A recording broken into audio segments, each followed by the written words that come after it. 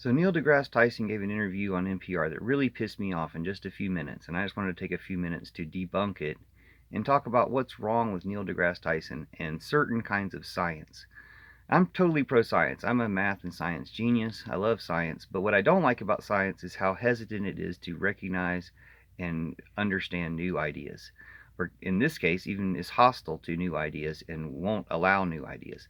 Um, he won the Nobel Prize, but the guy who invented the Higgs boson recently died, and they mentioned that he theorized the Higgs boson in 1964, and science discovered it in 2000 something. So it takes 40, 50 years for science to verify new ideas, which is fine. I'm not complaining about that, but it's when they're hostile to new ideas and they have people like Neil deGrasse Tyson representing that hostility that really makes me mad.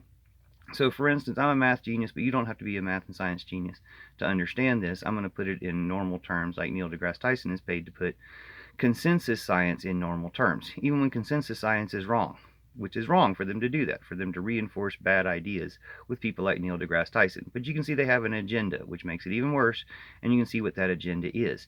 He talked about black holes, aliens, the end of the universe, and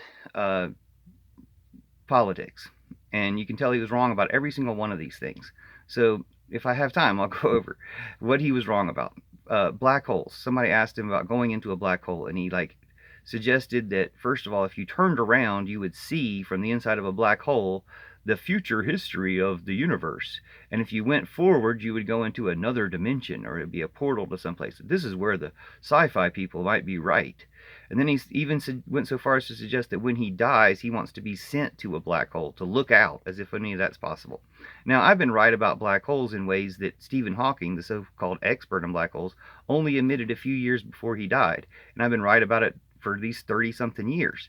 So my intuitions end up being proven by science eventually. My intuition about the Big Bang is that it's bullshit. It's always been my idea that it's a projection of masculine patriarchal measuring systems, perspectives, and just a projection of a masculine myth upon the universe.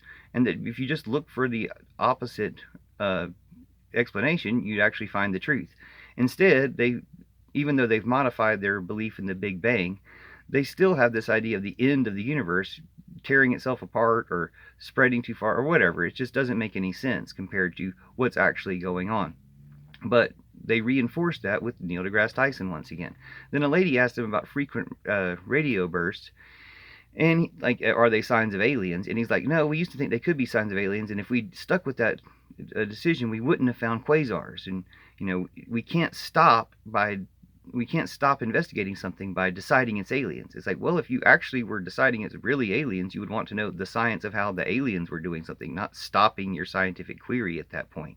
Instead, what he's doing is stopping our scientific query into aliens by saying that the responsible scientific thing to do is to rule out every other possibility as if aliens can't possibly exist and never really consider them. So basically being really hostile to the idea of aliens, and being not so hostile to the idea of aliens could really help us learn a lot of things about science.